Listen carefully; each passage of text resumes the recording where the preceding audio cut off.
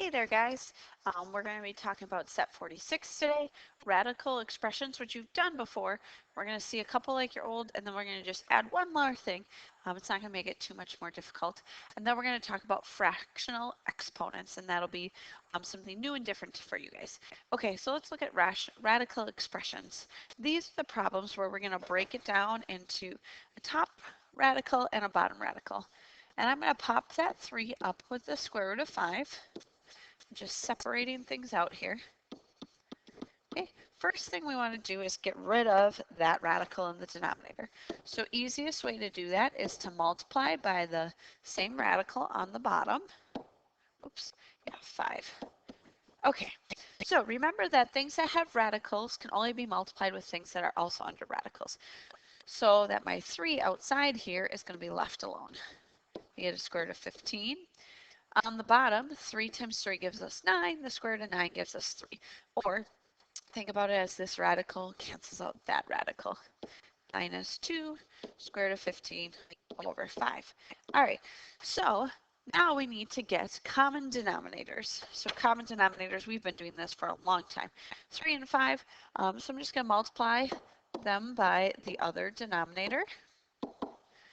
Now I can multiply, because that 5 here is outside or not under a radical, I can multiply it by the 3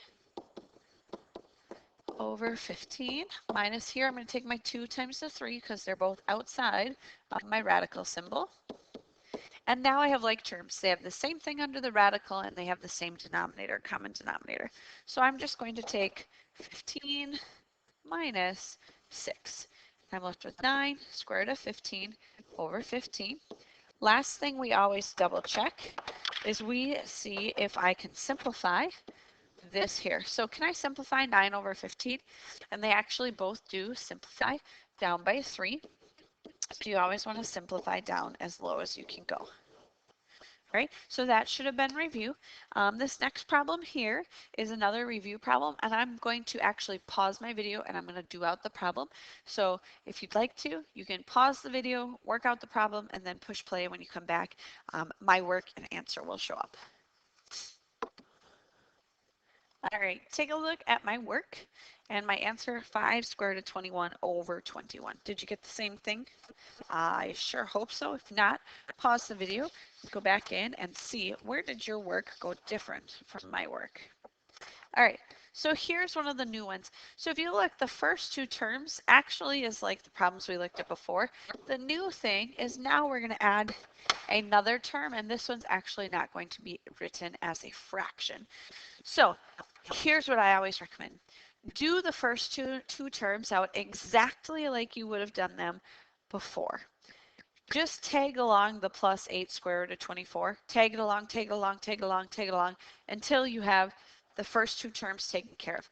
Then we can tackle on to that third term.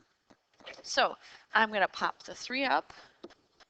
I'm just breaking it down. This is all familiar stuff here. Okay, now I'm going to get rid of my radicals on both denominators. So we get 3 square root of 6 over 3 minus 4 square root of 6 over 2. Now I want common denominators. So I'm going to multiply each term by the opposite denominator. And so I get 6 square root of 6 over 6. Wow. And 12 square root of 6 over 6.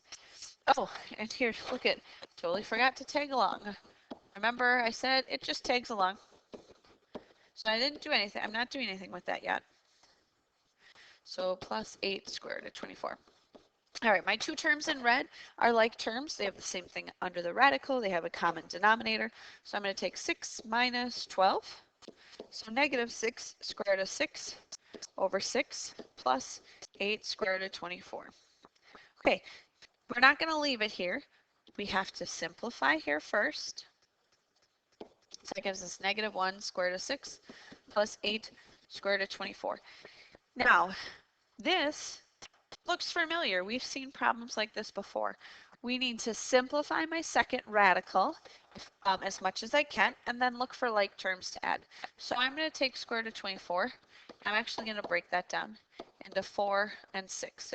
4 is a perfect square root. So I end up with 8, and then I have 4 times 6 under my radical, plus now this 4, square root of 4 turns into a 2, so that's going to pop out. And it gets multiplied by the 8 that's out there. Negative 1 square root of 6 plus 16 square root of 6. Hey, it worked out really nice. Hint, hint, it most of the time will work out really nice. That you end up with like terms under your radicals. So negative 1 plus 16, we end up with 15 square root of 6. Now, here is my suggestion to you all. If you struggle with this new part I added, if you can do this first chunk here and at least get that part of the problem done, you will receive points. Okay? If you end up leaving your answer here, or even if you leave it here, I will be giving you points for that. Don't avoid this problem totally because you're scared of it. You can do it. All right, let's look at another one. All right, same steps. Pop the 5 up, square root of 2 over square root of 9, plus pop my 3 up, square root of 9 over square root of 2. I'm going to eliminate my radicals in my denominator. This is all familiar. If it's going too fast, pause the video, rewind it, take the time to write it. Okay? These videos are here to help you so that you can take as much time as you need. All right, I want common denominators. So I'm going to multiply each term by the opposite denominator. Oh, and again, I am forgetting to tag along my last term. See, it's very easy to forget tagging along. Okay, so I end up with 10 square root of 18 over 18 plus 3 square root of 18 over, oops, not 3, sorry. Let's try that one again.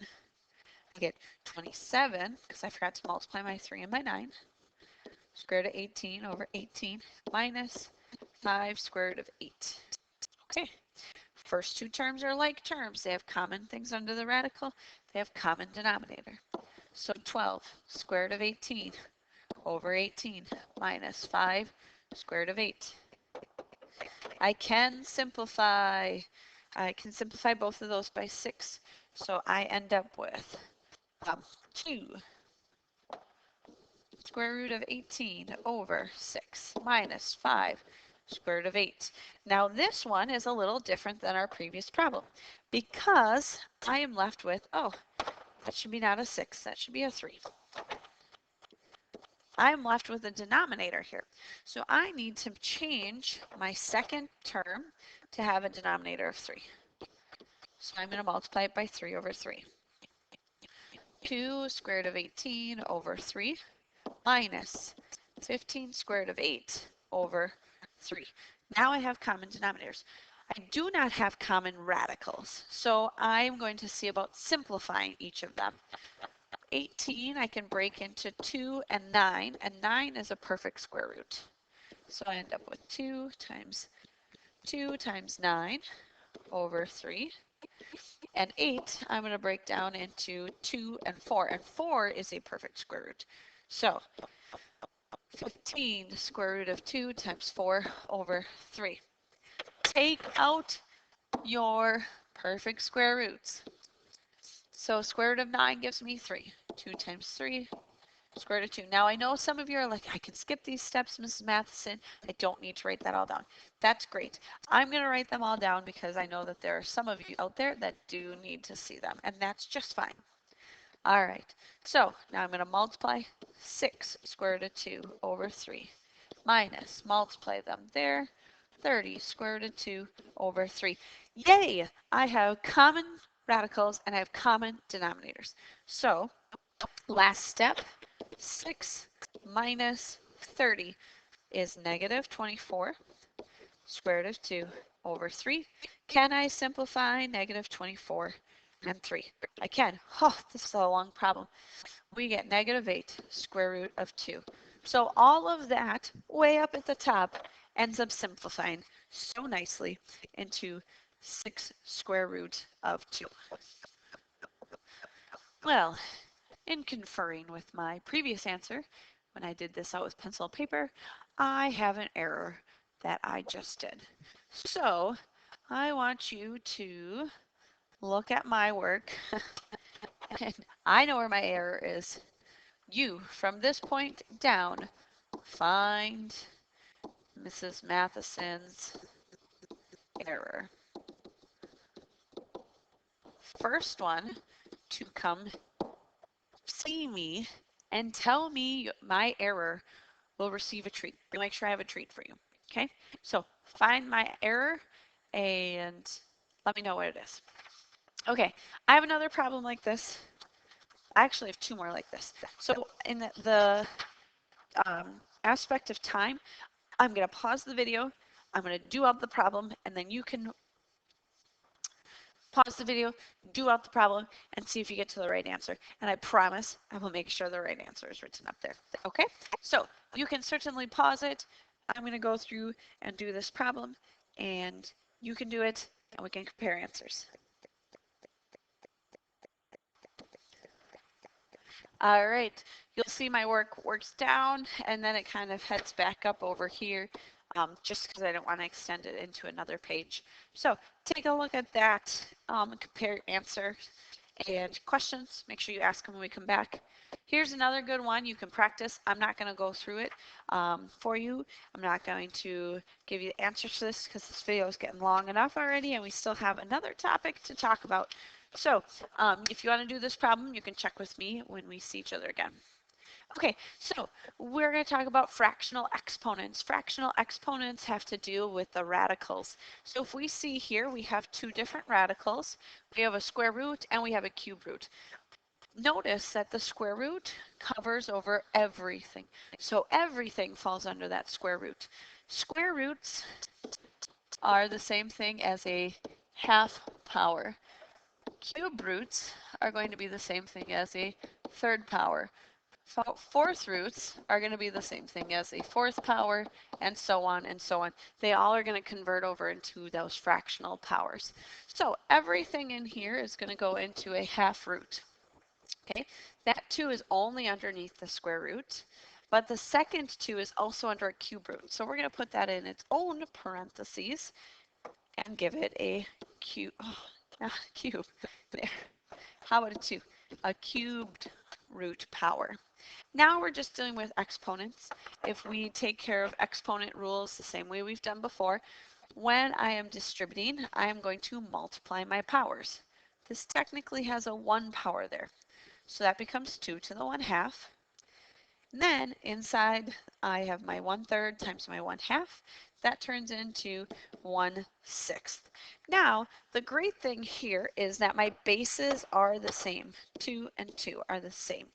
But my radicals are different. So normally I would just add them, but I can't take 1/2 and add 1/6 to it because they're not common denominators. So I'm going to make them common denominators. So we get 3/6 plus 1/6. Now I can add them, and I end up with 4/6. We can reduce that to 2/3. This becomes 2 to the 2/3 power. That is my answer. Now, some of you are probably thinking, this 2 and this 2, don't I need to multiply them? You don't. If you have x squared times x to the third, we just add those powers and we get x to the 5th. We don't multiply those x's. So same thing here with the 2's as bases. All right, let's look at this one is similar but a little bit different. We are throwing in variables and we're throwing in some extra exponents. So my first set of parentheses of m squared y is a 1/2. Notice this cube goes with that cube root, not with this y. It's going to be really tricky in some of the problems in the book to keep that separate. All right. So now I'm going to do the same thing I did on the last slide and distribute in my powers to both sets of my parentheses. 2 times 1/2 turns into 1, so I get m to the first. Y is already to the first times 1/2, so I get 1/2. My next parentheses, I have m to the fourth times 1/3. So that gives me m to the 4/3 and y to the 1/3. Now, just like on our last slide, things that have common bases are going to be combined. So we have m to the first and m to the 4/3. So I want to make this first into 3/3. Now they have a common fraction. So I get m to the 7/3, and they can't reduce that power. Now in the next one, in my y's, I have a 1/2 and a 1/3. Okay, I can't add those, but I can make them common denominators. So go ahead and make common denominators. 3/6 plus 2/6. So I end up with 5/6. So my y ends up with 5/6 power. M and y are not common bases, so we leave them as is. I know that this is a totally different thing to think about. I have 2 more problems. I'm going to show you the problem. I'm going to pause the video and do it out. You can see the answer, and I'm going to do it again just for time's sake with this. All right, so go ahead and pause the video so you can work through this one. Actually, I'm going to pop back in right here. You'll see that my bases are not like bases, but I can make 8 into a base of 2. 2 to the what power gives me 8? 2 to the 3rd power. So now I'm going to replace 8 with 2 to the 3rd power. Now I'm still going to have to deal with those powers by multiplying them. So I get 3/2 here and 2 to the 1/6. So my fractions are 3/2 plus 1/6. We need to make common denominators. So really, it's just reminding ourselves about our fraction rules. This gives me 10/6, which I can reduce down to, let's see here, divide by 2. So I get 5/3. My base still stays at 2 5/3. All right, last problem. I'm going to pause it. And for real this time, I'm going to let you work through it all.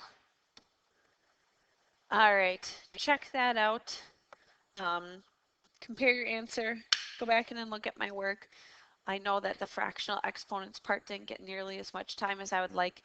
We'll talk about these. We'll do them more. Don't stress out about it, guys. I'll see you when I see ya.